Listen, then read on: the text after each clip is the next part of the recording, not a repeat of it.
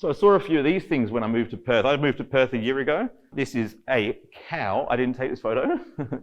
It's off Google. But if I saw a cow that looked like this, I probably would have stopped my car and taken a photograph of it. Has anybody read Seth Godin's book called Purple Cow by any chance? So the title pretty much explains what the concept of the book is. And he's basically saying, like, if you can create something in your business that's remarkable, that people will tell a story about, then you've nailed marketing. In every business, I think you need to consider asking yourself, what's your purple cow? Like, what's your point of difference? What's going to make people tell stories about what you do?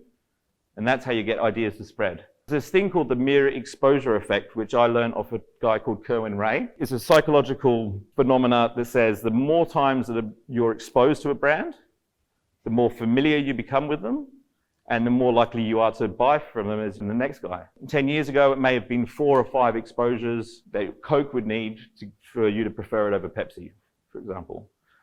These days, it's more like 25, 30 exposures. I think of social media like, how do I get 30 exposures in front of my target audience so that they like me, they trust me, and they prefer to do business with me than the next guy?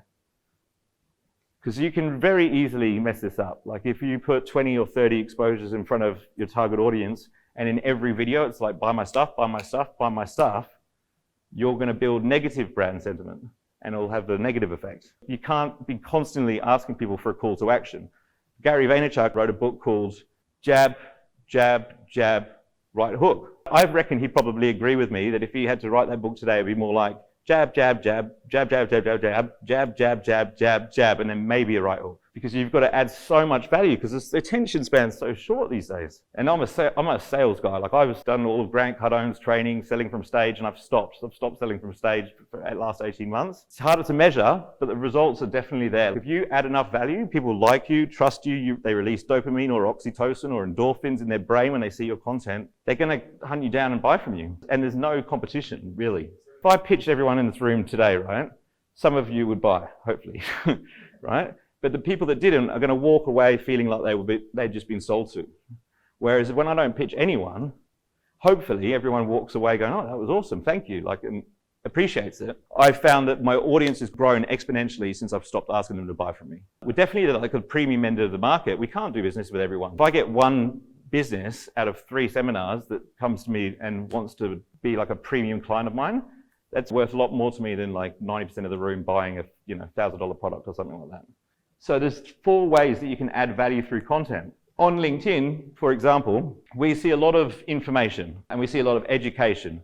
The education can be valuable if it evokes emotion. I think that you really need to be focusing on storytelling when it comes to education. With facts and figures, you only activate 2 parts of the brain, whereas with storytelling, you activate 7 parts of the brain.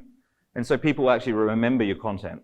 Clients come to me and they're like, oh, we have no shortage of content. We've got heaps of content. We've got all these like white papers and research reports and stuff, but they've got no stories. Like they've got data and research, which could be valuable for marketing, but it's not going to get anyone to remember your content. Inspiration is when you talk about like company milestones, appreciation posts, how you started your business, why you do what you do. Praising your clients is a great one.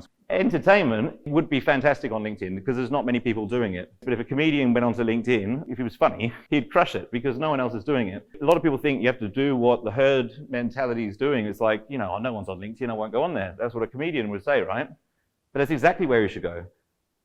We forget that 95% of businesses fail within 10 years. If you do what everyone else is doing, it's the only way you're guaranteed to be struggling.